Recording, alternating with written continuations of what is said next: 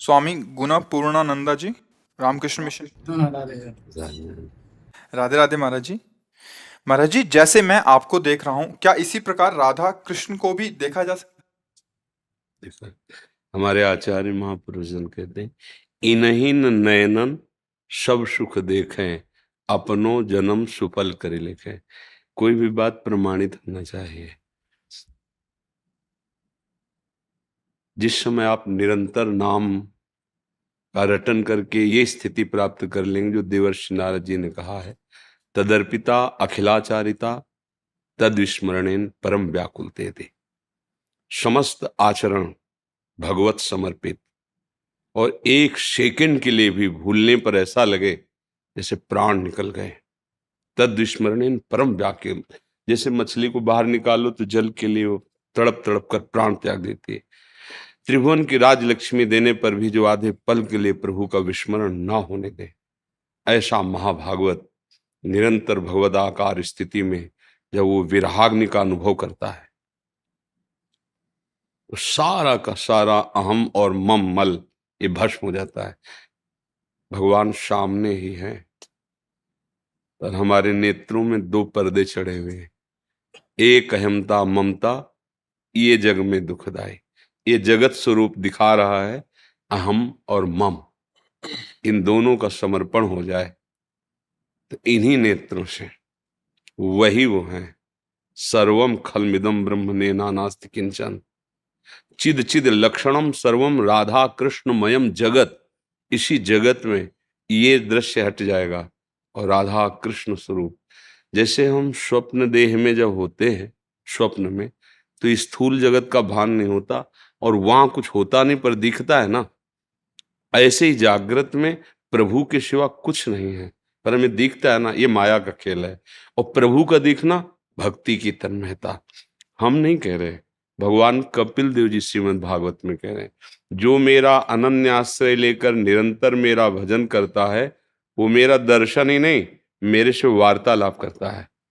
मेरी मुस्कान, मेरी चितवन उसको अपार सुख पहुंचाती है और वो मेरे संग खेलता है। हमारी वाणी जी में लिखा है, छिन छिन बिहरत संग।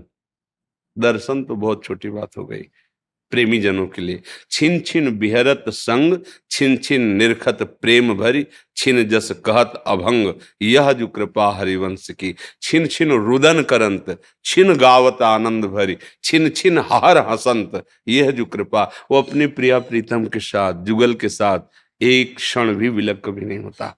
रही न सकत पल पनकन अंतर, जैसे जलते मीन हो निज सखियन की बलिहारी। नैनन मग होए पान करत दिन, नैनन मग होए पान करत दिन। अभी जैसे हमारी नेत्रेंद्रिय ऐसे है, वो अंदर का चिंतन गाढ़ हो जाए तो बाहर का दृश्य गायब हो जाएगा। अभी लौकिक बात में वो आप जो चिंतन कर रहे हो आप वहां होंगे, वो रूप होगा, वो चिंतन होगा। जैसे आपको कोई प्रिय मित्र है और उसने कहा कि मैं भी साथ चलूंगा और वो आ नहीं पाया, आप यहाँ वार्ता में सुख ले रहे हैं, अचानक उसकी याद आई, यहाँ का दृश्य देखते हुए भी आप यहाँ नहीं हैं, आप वहीं होते। काश अगर वो विघ्न ना पड़ता और मेरे साथ आता, इस आप डूब गए आप उसमें, तो ये दृश्य गायब हो गया। आप यहीं बैठे, यही कान है, पर आपकी श्रवणेंद्री मन सहित कहीं और लग जाए तो नहीं सुनाई देगा आपको, वही दृश्य दिखाई देगा, पर वो असत है नहीं। और ये हैं, जब इनमें ऐसा गाढ़ चिंतन हो जाए कि इनके सिवा कुछ और एक भी वृत्ति न रह जाए और ऐसी व्याकुलता कि अब जिया नहीं जा रहा, तो उसी समय वो प्रकट हो जाते हैं। तो उनके प्रकट होने के पहले ही हमारे नेत्रों में प्रकाश आ जाता है। जैसे सूर्य के प्रकट होते ही, मान लो अभी सूर्य प्रकट तो नहीं हुए पर अंधकार कहीं नहीं देखो, और होते ही दिव्य प्रकाश आ जाता है। ऐसे भगवान जिसको साक्षात्कार कराना चाहते हैं तो ये मायामल का नाश हो जाता है इन्हीं नेत्रों में। और यही नेत्र दिव्य नेत्रों से प्रकाश है।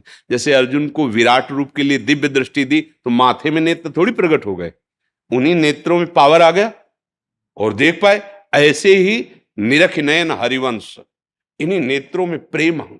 अब ये मायामल जो त्रिगुणात्मिका माया का दर्शन कर रहे थे, स्त्री पुरुष जड़ चैतन्य अच्छा गंदा, ये सब ये खत्म हो गया।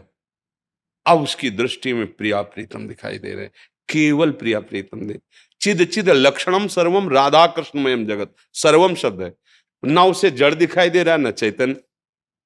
एक नरहरिदास के महापुरुष हुए हैं, प्रेमी महाभागवत, तो वो कह रहे हैं, जाको मनमोहन दृष्टि परे, सो तो भयो सावन को आंधरो, सूझे रंग हरे ही हरे, जाको मनमोहन दृष्टि परे। जड़ चैतन्य कछु नहीं दीखत, जित दीखत तित श्याम खड़े, बिहुल बिकल संभार न तन की, घूमत नैना रूप भरे। घूमत नैना रूप भरे, करनी अकरनी दो विध भूले, विध निषेध सब रहे धरे, नरहरिदास ते भय बावरे, जे या प्रेम प्रवाह परे, केवल प्रिया प्रीतम। पर बस बात यही है, अहम का लय हो जाना और निरंतर भगवदाकार वृत्ति होना, निरंतर भजन, तब भगवत साक्षात्कार होता है। और भगवान चाहें तो अभी प्रकट हो जाए, उनके लिए नियम नहीं, हमारे लिए उनकी प्राप्ति के लिए नियम है, लेकिन उनके लिए न जाने कौन से गुण पर दयानिधि कब रीच कर साक्षात्कार करा दे। वही है ये कि वो हमारे सामने हम तुम जैसे बैठे हैं, इसमें बहुत दूरी है, वो इतना नजदीक प्रकट होते हैं, वो इतना वाणी की सामर्थ्य नहीं कि उनके प्रेम की बात कोई कह सके, नहीं तो जिया नहीं जा सकता। प्रभु जैसा कृपालु, प्रभु जैसा करुणामय और प्रभु जैसा नजदीक और प्रभु जैसा प्यार करने वाला कोई है ही नहीं, कोई दूसरा है ही नहीं। ये हम छाती की बात कहते हैं, हाँ, वो सब कहने सुनने में बहुत हल्की बात हो जाती है, जैसे ना हृदय का प्रेम कहे तो बहुत हल्का हो जाता है। ये दिव्य वृंदावन धाम, कई बार ऐसे यहाँ महापुरुषों को अनुभूतियां होती है, गलबैया दिए प्रिया प्रीतम। अब वो कोई शब्दों से तो ये उसका कैसे उसका वर्णन करे। हाँ, इस रज का सेवन करे, रसिकों की पद्धति के अनुसार चित्त को प्रिया प्रीतम में निरंतर समर्पित करे, तो निकष कुंज ठाढ़े भय, भुजा परस्पर अंश, श्री राधा वल्लभ मुख कमल, निरख नयन हरिवंश। इन्हीं नेत्रों से देखो, इन्हें नयनन शब्द पर पहले त्रिगुणात्मिका माया के पर्दे का ऑपरेशन हो, गुरु कृपा से पहले नेत्र परिवर्तन हो, इनके ऊपर जो पर्दा चढ़ा है, मैं मोर तय तोर अच्छा बुरा, इसका पहले नाश हो भजन के प्रभाव से, फिर आएगा। आप समझे? महाराज जी, अगला इनका प्रश्न है, जी। सभी प्राणियों में भगवत दर्शन कैसे संभव है? मुझे कैसे पता चलेगा कि मैं भगवत प्राप्त हो गया हूँ? एक लौकिक उदाहरण है, जब हम छक जाते हैं, हमें तृप्ति हो जाती है, तो किसी और प्रमाण की जरूरत नहीं होती। ऐसे ही जब हमारे अंदर कोई कामना नहीं, कोई चाह नहीं, किसी भी द्वंद का कोई प्रवाह हमारे हृदय में नहीं, ना उसका कोई प्रभाव है ना उसका कोई प्रवाह है, किसी भी विषय के संग में विषय भोगने की इच्छा नहीं है, अपने आप अनुभव हो जाता है कि हमारी स्थिति भगवद आनंद में है। जाने मोरी छाती, उसे दूसरा प्रमाणित नहीं कर सकता, अपना हृदय ही प्रमाणित होता है। पर भगवान के वचनों के अनुसार निर्माण अमोहा, जित संग दोषा, अध्यात्म नित्या, विनिवृत्त कामा, द्वंद्वैर विमुक्ता, सुख दुख संगई, गच्छन्त अमूढ़ा।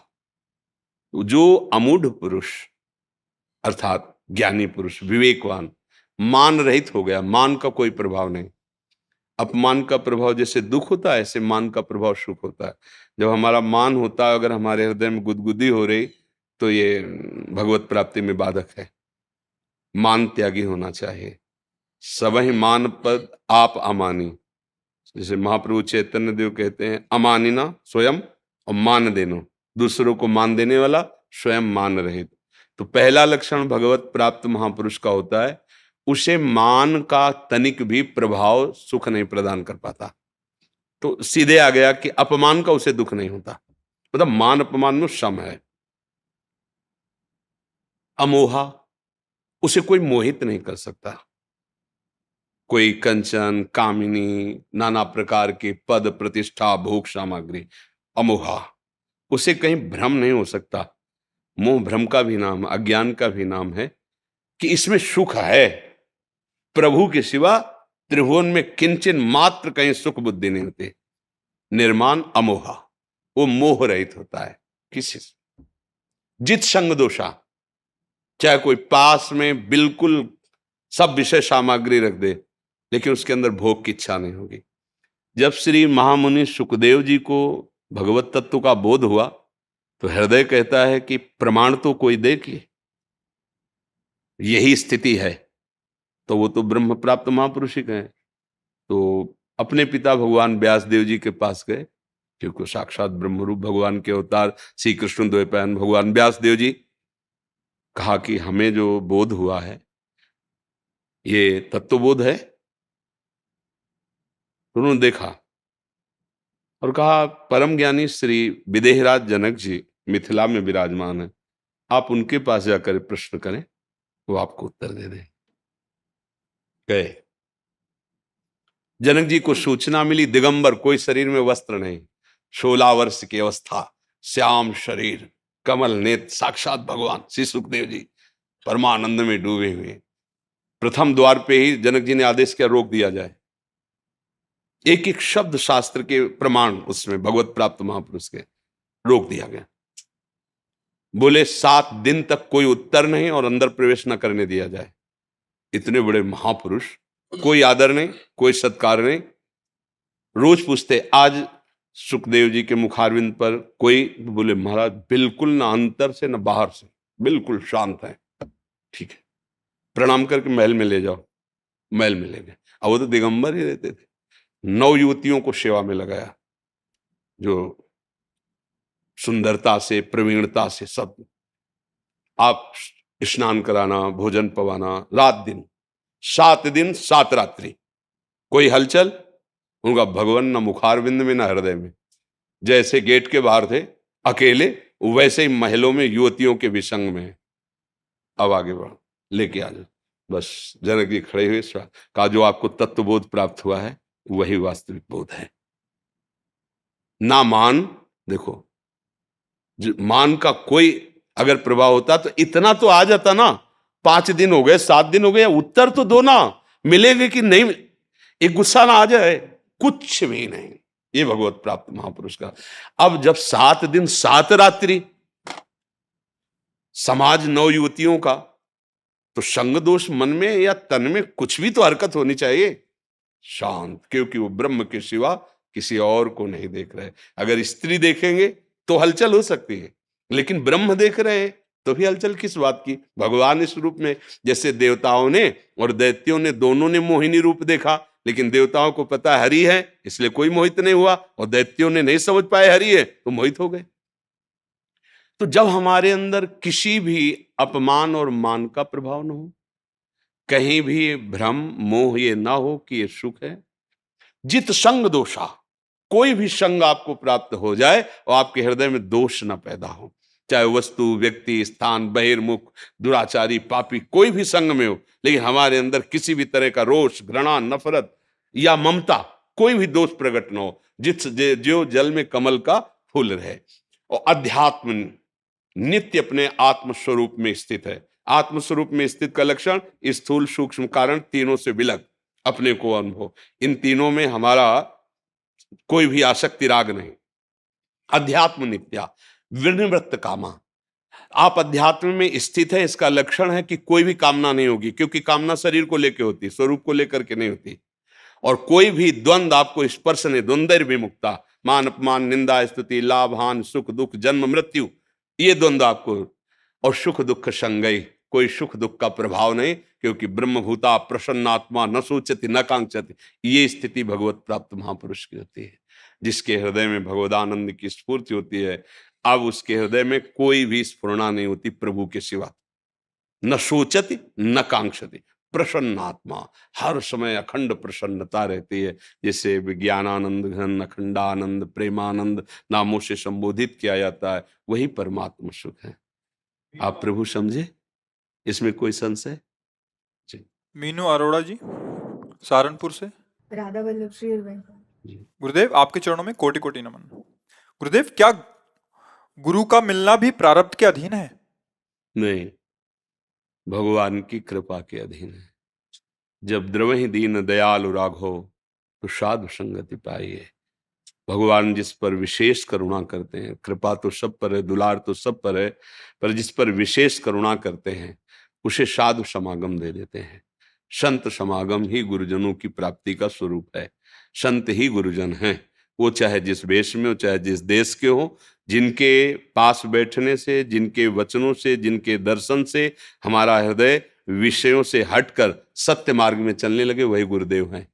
गुरुदेव की पहचान, वो कैसे कपड़े पहने हैं, या कितने ऊंचे सिंहासन पर बैठे हैं, या जमीन पे बैठे हैं, कितने शिष्य है, कितना प्रभाव है, कितना वैभव, इससे नहीं होती। सीधे गुरुदेव की पहचान होती है, जिनके संग से, जिनके समीप बैठने से हमारे दोषों का त्यागने का बल जागृत हो जाए। आज से अब नहीं करूंगा, अब लो नशानी अब ना नशइयों, और सत मार्ग में चलने का उत्साह बढ़ने लगे। और जिनको देखते देखते ऐसा लगे कि देखा तो पहली बार है, पर लगता है ये कोई है हमारे, बस जान लो वो गुरुदेव भगवान हैं, और ये भगवान की कृपा से होता है। ये हमारे, जब हनुमान जी महाराज का दर्शन करते हैं श्री विभीषण जी, तो कहते अब मोहि भाव भरोस हनुमंता, बिनु हरि कृपा मिले नहीं संत। ओहो, आज मुझे विश्वास हो गया कि राम जी मुझे बहुत प्यार करते हैं, क्योंकि हनुमान जी आपका दर्शन हुआ। गुरु का मिलना, भगवान नाम में प्रीति होना, धाम आदि के दर्शन होना, ये सब कृपा से होता है। देखो हमारे वृंदावन धाम के लिए महाप्रभु हरिवंश चंद्र जी कहते, श्री राधिका कृपा बिनु सबके मनन गम। आप मन से भी वृंदावन को नहीं सोच सकते, तन से आए हो तो मेरी लाडली जी ने आप पर कृपा की तब आए हो। श्री राधिका कृपा बिनु सबके मनन गम। वृंदावन धाम में आना लाडली जी की कृपा, नाम जपना हमारे प्रभु की कृपा, गुरु का मिलना प्रभु की अहेतुकी कृपा। कृपा रूप जो वपु धर्यो, मानो भगवान की कृपा ने मूर्तिमान रूप धारण किया, तब नाम हुआ गुरुदेव। भगवान की कृपा वपु गुरुदेव मूर्ति हैं, वो कृपा से मिलते हैं। हमारे भाग्य से कहाँ, हमारे भाग्य दो कर्मों से बनते, पाप और पुण्य कर्म से। तो पाप कर्म का फल होता है दुख, हो पुण्य कर्म का फल होता है लौकिक सुख। महात्मा की प्राप्ति थोड़ी ही होती है, महात्मा की प्राप्ति तो भगवान की कृपा। जब द्रवै दीन दयालु राघो, जब दया आ गई, जाओ संत समागम में असत का त्याग करके अब सत पे चलो। असतो मां सदगमय, अज्ञान अंधकार का त्याग करके ज्ञान रूपी प्रकाश में चलो। तमसो मां ज्योतिर्गमय, अब मृत्यु से अमृत पद की प्राप्ति करो। मृत्युर्मा अमृतम गमय। ये यात्रा प्रारंभ होती है संत समागम से। जब संत समागम मिले तो जान लो भगवान की बहुत कृपा, बहुत कृपा। सुत दारा धन लक्ष्मी पापियों के घर होए, नहीं संत समागम हरि कथा, तुलसी दुर्लभ दोए। यदि साधु समागम भगवत चर्चा परमार्थ की बातें सुनने को मिल रही, ये सिर्फ भगवत कृपा। नहीं तो ये सब लौकिक वस्तुएं तो पापाचरण करने वालों के भी पास है। तो गुरु का मिलना, नाम में प्रीति होना, धाम में आना, प्रिया प्रीतम की प्राप्ति के लिए हृदय में उत्साह होना, ये उन्हीं की कृपा से होता है। ऐसा संतों से सुना है, शास्त्रों में प्रमाणित है, और हृदय में भी अनुभव होता है। बार बार कहते हैं जैसे सूखा तिनका, वो बेचारा किस लायक है, सबके पैरों के नीचे रौंदा जा रहा था, वायु ने कृपा की, उड़ा करके उसे चोटी पे बैठाल दिया। ये वायु की कृपा से, वही अनुग्रह वायु, भगवान की कृपा वायु ने उठाकर कहां देखो धाम में, संत समागम में, परम पवित्र भगवत चिंतन में। नहीं, इस समय आप सो रहे होते, इस समय आप सो रहे होते। देखो 2 बजे रात के लोग खड़े होते हैं हजारों की संख्या में। कृपा है, कृपा हो गई, बात समझ में आ गई कि अभी तक सोता रहा, अब नहीं, अब तो जगूंगा और अपने जीवन का लक्ष्य प्राप्त करूं। तो मुझे ऐसा लगता है सब कुछ कृपा से हो रहा है। हमने बचपन से अपने को देखा जैसे मुझे कोई घसीट के ले चल रहा है प्रभु की तरफ। हर समय हमारे कदम को जैसे कोई ढकेल रहा है आगे की तरफ, परमार्थ की तरफ। हमारी सोच, हमारी समझ, 13 वर्ष के बालक में क्या सोच समझ होती परमार्थ की, और कोई सहयोगी नहीं प्रगट में, भगवान के सिवा कोई, अकेले ही तो निकले थे। पूरी जीवन यात्रा ऐसे ढकेलते हुए लाए। अगर हम कहीं खड़े भी होना चाहे ना तो ऐसी धक्का मार, भगवान जिस पर कृपा करते हैं तो ऐसे मार्ग बंद कर देते हैं, आप ऐसे चल नहीं सकते, और पीछे आप होते हैं, अब बच्चा आगे ही चलना, धक्का मार के आगे ही बढ़ाते रहते, रुक सकते नहीं क्योंकि वो पीछे से धक्का दे रहे। साइड में मार्ग कोई बचता नहीं, जिस पर कृपा करते हैं साइड में मार्ग नहीं देते भगवान। कि इस गली से भाग जाए, क्योंकि मन चला अनंत जन्मों से रहा है, तो ऐसे ऐसे घेर लेते और पीछे रुकने देते नहीं, बलशाली है, धक्का मारते आगे चल। अब उसको एक ही ठौर रह जाती है, बस भगवत प्राप्ति, अब दूसरा कोई मार्ग ही नहीं रह गया। तो भगवान की कृपा से ही गुरुदेव का मिलन, भगवान की कृपा से ही गुरुदेव की वाणी पर विश्वास, और भगवान की कृपा से ही भगवत प्राप्ति। तुम्हारी कृपा तुम्हें रघुनंदन, जाने भगत भगत वचन।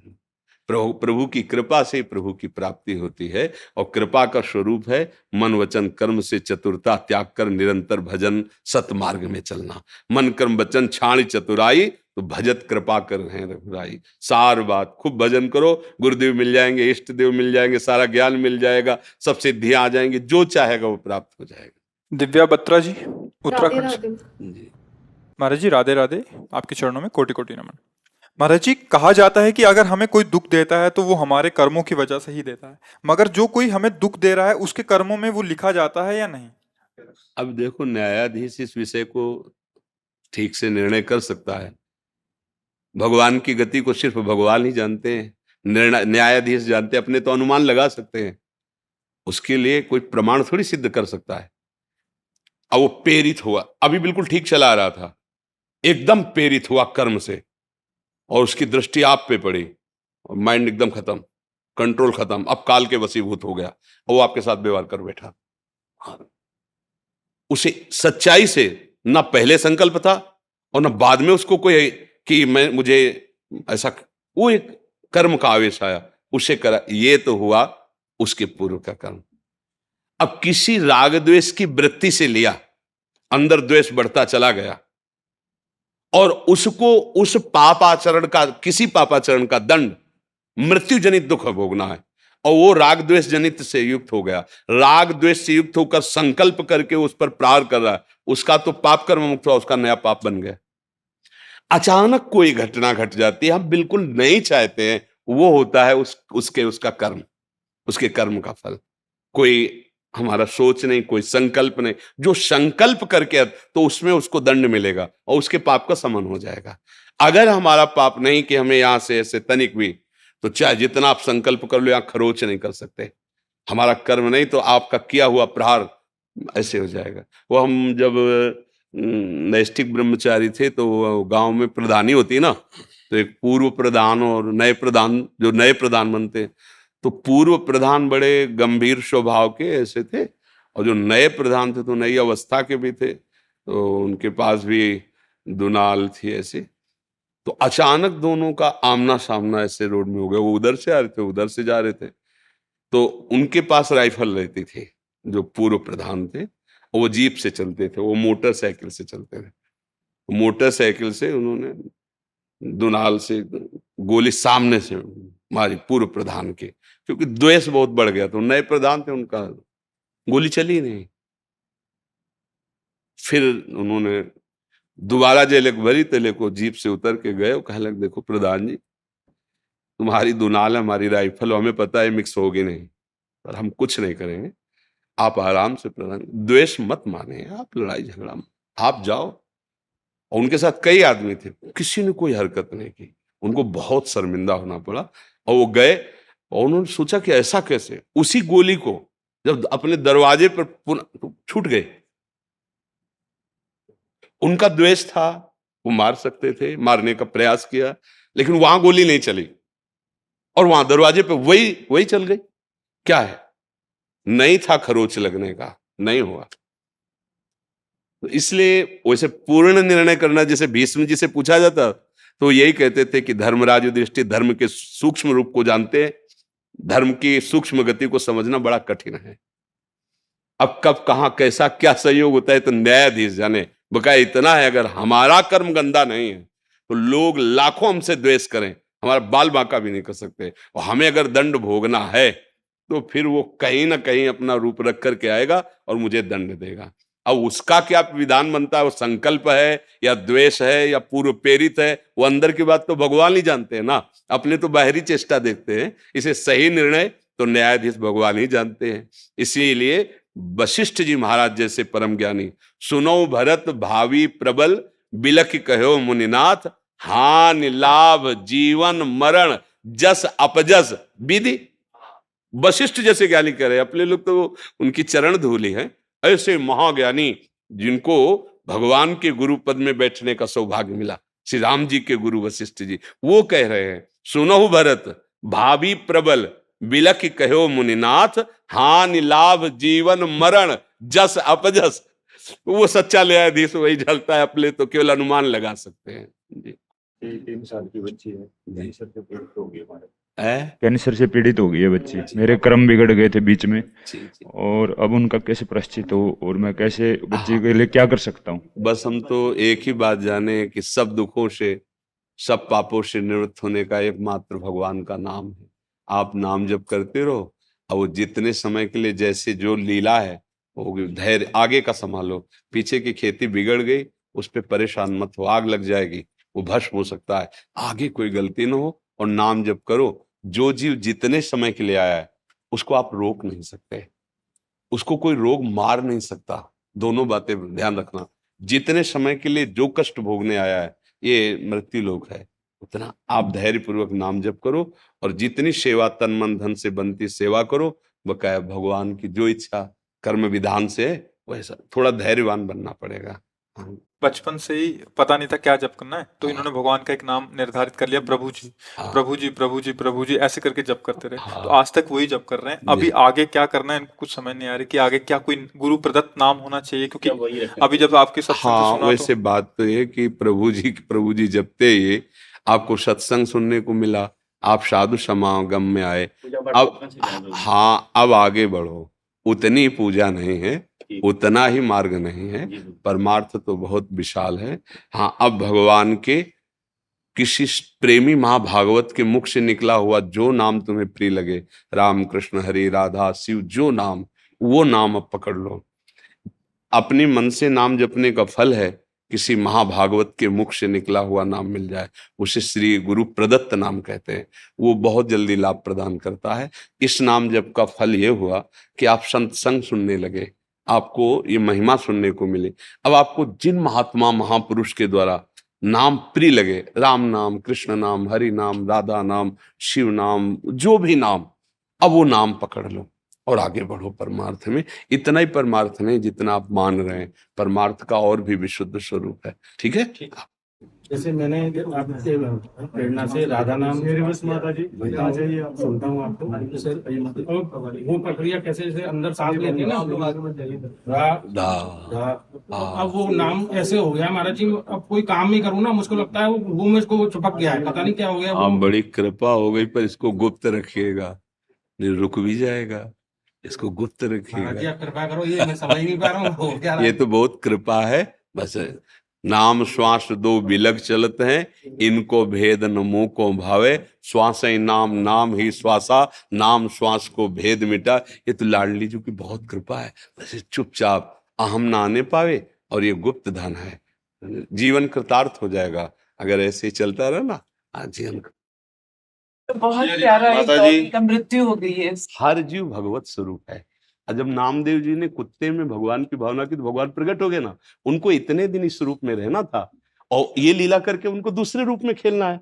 तो हमारे पास जितने दिन हम उनकी सेवा कर ली, इसके बाद मन ही मन प्रणाम करते हैं कि प्रभु आप इस रूप में आए थे, हमने इतना दुलार किया, अब आपकी सेवा दूसरों से लेना है तो आप जैसी इच्छा। दुलार करते तो अच्छा, तो मेडिसिन दे दिया जिससे उसको हार्ट अटैक सुनो हो गया, सुनो वो डॉक्टर सुनो, ने हमारी गलत हमारी किया। नहीं, हमारी माता जी मेरी बात सुनो। भगवान काल कभी अपने ऊपर आरोप नहीं लेते। उसने स्कूटी चढ़ा दी, उसने एक्सीडेंट कर दिया, उसने गोली मार दी, उसने पटक दिया, उसने जहर खिला दिया, ये सब काल का स्वरूप है। एक लीला होती सृजन की, एक होती पालन की, एक होती संहार की। भगवान तीनों लीलाएं कर रहे हैं। थोड़ा भजन करो तो आप जान जाओगे, ना किसी मेडिसिन में ताकत है और ना किसी की गोली में ताकत है। जो अंदर बैठा हुआ परमात्मा तत्व, उस पर किसी का असर नहीं। और ये शरीर कर्म के अनुसार आया है, ये सब कर्मों का भोग चल रहा है। आपको जितनी सेवा देनी थी ठाकुर जी उस रूप में आके ले ले। अब नाम जप करते हुए भगवान की प्राप्ति की सोचो माता जी, हम तुम सबको चलना है। जगदम्बिका प्रसाद पांडे। राधा राधा जैसे पूज्य महाराज जी, आपके चरणों में कोटि कोटि प्रणाम। राधे राधे। महाराज जी, मन शंकाग्रस्त रहता है, उसका निवारण? बुद्धि अपवित्र है, इसलिए मन शंकाग्रस्त है। अगर बुद्धि पवित्र हो जाए तो मन शंका रहित हो जाए, क्योंकि बुद्धि का शासन मन पे, मन का शासन इंद्रियों पे, इंद्रियां निर्विषय, हृदय पवित्र। अभी उल्टा है, विषयों के अधीन इंद्रियां हैं, इंद्रियों के अधीन मन है, मन के अधीन बुद्धि है, इसलिए प्रश्नवाचक चिन्ह बना रहता है। उस चिन्ह में भय बना रहेगा, शोक रहेगा, विषाद रहेगा, चिंता रहेगी, नाना प्रकार से वृत्तियां भटकती रहेंगी। इसी का सुधार करने के लिए तो अध्यात्म मार्ग है। अध्यात्म मार्ग मन की बीमारी को ठीक करने के लिए है। प्रारब्ध भोग तुम्हें भोगना पड़ेगा, बड़े बड़े संतों को भोगना पड़ता है। रामकृष्ण परमहंस जी जैसे महापुरुष को गले में कैंसर था, बड़े बड़े संतों के जीवन में देखा गया। ये पहले से तय हो चुका है, इस अवस्था में ऐसा ऐसा दंड मिलेगा, ऐसा ऐसा सुख की अनुभूति करने वाले विषय मिलेंगे। एक बात तय नहीं हुई, भजन वो नवीन कर्म है, धर्माचरण ये तुम्हारा नवीन कर्म है, इस पर ध्यान दो। हमारा धर्माचरण में जीवन व्यतीत हो और भगवत भजन करके मेरा मन मेरा बुद्धि परमानंद में डूब जाए। कोई प्रश्न नहीं, कोई चाह नहीं, ये स्थिति होनी चाहिए। न सोचति न कांक्षति, वो कब होगा? ब्रह्मभूता प्रसन्नात्मा न सोचति, न कोई चाह नहीं। जाहि न चाही कबहु कछु, तुम शन सहज स्नेह, बसहु निरंतर तासुर सो राउर निज के। जिसके हृदय में कोई चाह नहीं प्रभु के सिवा, निरंतर भजन, ये परमानंद में भगवान यहीं बैठे हैं, सबके यहीं प्रकाशित हो जाते हैं। जब तक हमारा मन बुद्धि पवित्र नहीं होंगे, निर्मल मन जन सो मोहि पावा, जब तक बुद्धि पवित्र नहीं होगी तब तक शंकाएं तो बनी रहेंगी। अगर निशंक होना है, निर्भय होना है, निश्चिंत होना है, निशोक होना है, तो भगवान की शरण में होकर उनका नाम जप निरंतर करने का अभ्यास करो, अभी ठीक हो जाएगा। सब शोक सब चिंताएं प्रभु से विमुख होने के कारण है। कार्य वही करो जो गृहस्थी के करते हो, कपड़े वही पहनो जो पहनते हो, बस आहार शुद्ध कर लो और आचरण शुद्ध कर लो, और साथ में नाम स्मरण करो। भगवत आश्रित होकर तुम एक महात्मा ही हो, तुम्हें भगवत प्राप्ति वैसे ही होगी जैसे एक कंदराओं गुफाओं में रहने वाले ऋषि मुनियों की होती है। हमारे आचरण बिगड़ गए, बहुत बुरी तरह हम आचरणों के फिसलन में फिसल गए। जो हमारे आचरण होने चाहिए वो है नहीं, जो नहीं होने चाहिए वो अच्छी तरह से हो रहे हैं। इसी के कारण भ्रम में फंस गई बुद्धि, मलिन हो गई ना। अब नाना प्रकार की चिंताएं, नाना प्रकार के शोक ऐसे छा जाते हैं, और यही शोक और चिंताएं लेकर फिर मर जाते हैं, फिर नया जन्म होता है, फिर नहीं। ये कब से चल रहा है?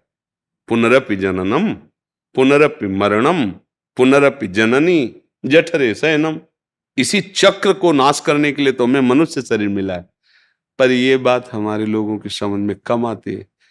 बुद्धि खराब हो गई, मन खराब हो गया, अब गलत जगह सुख ढूंढ रहा है, पर स्त्री गमन या पर पुरुष गमन, मदिरापान, नशा करना, हिंसा करना, चोरी करना, दूसरे का धन हड़पना। कैसे ये सुख मिलेगा? शांति मिलेगी? कभी कभी नहीं मिलेगी। चाहे जितना आप धन एकत्रित कर लो, धन में शांति नहीं है, धर्म में शांति है, भगवत भजन में शांति है। हृदय शीतल हो जाता है। कैसी भी गरीबी परिस्थिति हो, कैसा भी व्यवहार में प्रतिकूलता हो, जब आपके हृदय में भगवान का भरोसा होता है और नाम जब चल रहा होता है, तो आप बहुत शांत रहते हैं, गंभीर रहते हैं। आपको पता है वो विश्व का पालन पोषण करने वाला प्रभु मुझे देख रहा है, जिस समय जैसा वो चाहेगा तत्क्षण बना देगा। धर्मात्मा पुरुष में, भगवद आश्रित पुरुष में एक महान शांति जागृत होती, वो होती भगवान की कृपा से। मुझे लगता है यदि भजन किया जाए और आचरण सुधारे जाएं, दो बातें, अपने दिनचर्या को, अपने जीवन को, हम सबको न्यायाधीश खुद बन करके जांच करना चाहिए। सामने शास्त्र वचन, संत वचन, गुरु वचन, और इसके बाद अपनी दिनचर्या को खुद जांचो एकांत में कि क्या आपकी दिनचर्या शास्त्र सम्मत है। अगर नहीं तो संभालिए, आप अपनी दिनचर्या आचरण को संभाल लीजिए और नाम जप कीजिए। फिर कोई भी प्रश्न रह जाए तो हमें बता देना। हम लोग प्रश्न बहुत करते हैं, चलते एक कदम नहीं है तो समझ में कुछ आएगा ही नहीं। प्रश्न पे प्रश्न, प्रश्न पे प्रश्न, और चलना तो है नहीं।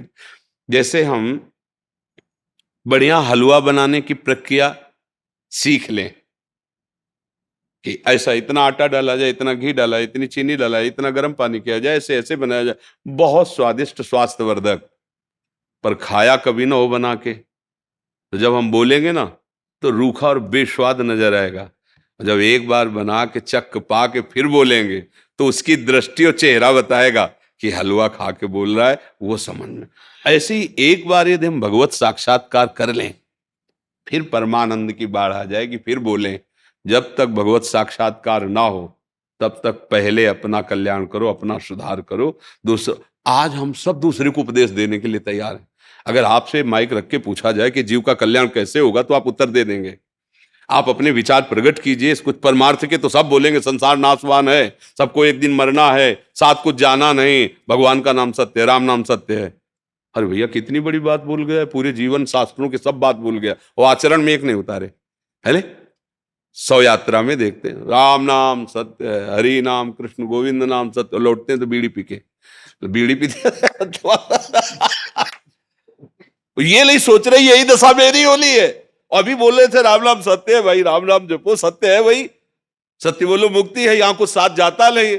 और ज्ञान उपदेश करने के लिए सब तैयार है, लेकिन आचरण में उतारने के लिए बहुत कठिन। इसलिए गोस्वामी जी ने कहा पर उपदेश कुशल बहुत है। हाँ, मन के प्रतिकूल धर्म में चलाना आग पैदा कर देता है मन, उस जलन को जो सह जाता है वही महात्मा होता है, वही तपस्वी है। बाहर आग लगा के तापना एक बाहरी तपस्या है। काम क्रोध लोभ मोह मद मत्सर का वेग होता है और उसको चुपचाप सह गया, कोई गलत आचरण नहीं किए, धर्म से चला, इसी तपस्या से भगवान मिलते हैं। खूब भजन करो भैया, जीवन का सार भजन है, सब शंकाएं मिट जाएंगी। और भजन के बिना शंका ही शंका है, कहीं निशंक नहीं हो सकते, कहीं चिंता रहित नहीं हो सकते, क्योंकि माया है। तुम सोच रहे हो 1 लाख प्राप्त हो जाए तो हम निश्चिंत हो जाएंगे, 1 लाख मिलते ही 10 लाख की चिंता आ जाएगी। आज तक कोई ब्रेक मारा हो अपने जीवन में कि बस भैया अब तो आज से हमारा काम खत्म, तृप्त? नहीं नहीं नहीं। खरबों है तो पूरे इंडिया में नंबर 1, इंडिया में है तो ये कहीं शांति होने वाली, ये कहीं शंका मिटने वाली? ये शंका मिटती है जब भगवान के चरणों का तरफ बढ़ते।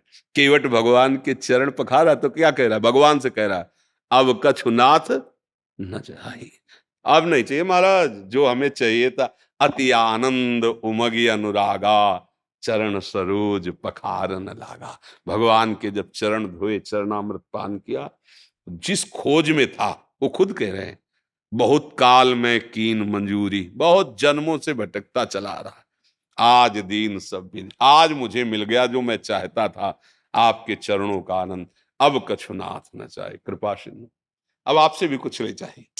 ये है, ये तभी होता है हम भगवद आश्रित होकर अच्छे आचरण करें, नाम जप करें, दूसरों को सुख पहुंचाएं, कोई शंका नहीं रह जाएगी।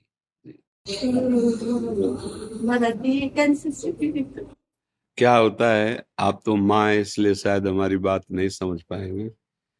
अब ये शरीर तो नया है इसका, लेकिन जीव तो पुरातन है ना। अब कौन सा कर्म आके, अब भगवत लीला है उस पर किसी का कोई अधिकार नहीं हो सकता। मान लो अब इस बच्चे का क्या अपराध, नई अवस्था है, अभी तो नया कोमल बच्चा है, लेकिन अंदर जो जीव है वो बहुत पुराना है, उससे कौन कौन से कर्म हुए हैं, उसका परिणाम इस नवीन शरीर को भोगना पड़ रहा है। इस शरीर में आते ही कैंसर, नहीं ये अवस्था बच्चा है अभी, इस समय तो इसके द्वारा कोई पाप नहीं हुआ ना, अब माना भी नहीं जाएगा। 14 वर्ष की अवस्था तक शास्त्रीय सिद्धांत है उसके किए हुए पापों को गणना में, क्योंकि अबोध बच्चा होता है।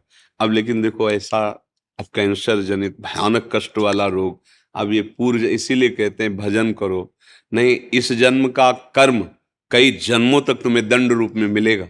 ये कहा जाता है ना कि अभी तो तुम भोग रहे हो, तुम्हें अच्छा लग रहा है, बुरा आचरण अच्छा लग रहा है, मांस खाना अच्छा लग रहा है, दूसरे जीवों की हत्या, जब तुम्हारा शरीर छूटेगा और फिर उसका दंड मिलेगा। अब जैसे अब हम लोग ये देखकर दुखी होंगे ना कि यार इस बच्चे ने क्या पाप किया है, लेकिन सच्ची मानो मंगल भवन भगवान के दरबार में अन्याय नहीं। अगर इसका कर्म आपको टीवी में जैसे दिखाया जाता है ना, वो अगर सामर्थ्य हो दिखा दे कि इस कर्म के परिणाम, तो आप कहोगे अवश्य अवश्य ऐसा ही होना चाहिए।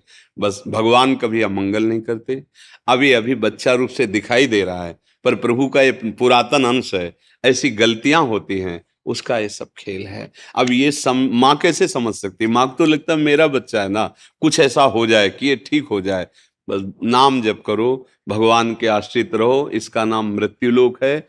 यहाँ जो हम कर्म करते हैं वो सब संचित होते हैं, उसी के अनुसार नया शरीर मिलता है, और वो दंड या पुरस्कार मतलब सुख या दुख भोगना पड़ता है। इसीलिए इससे मुक्त होना अनिवार्य है। भगवान के भजन की इसलिए जरूरत है कि तुम्हारे कर्म तुम्हारे को नष्ट करने के लिए जो तैयार हैं वो भस्म हो जाएं। तो इसलिए भजन करो, एकमात्र भगवान का आश्रय, भगवान का नाम जप।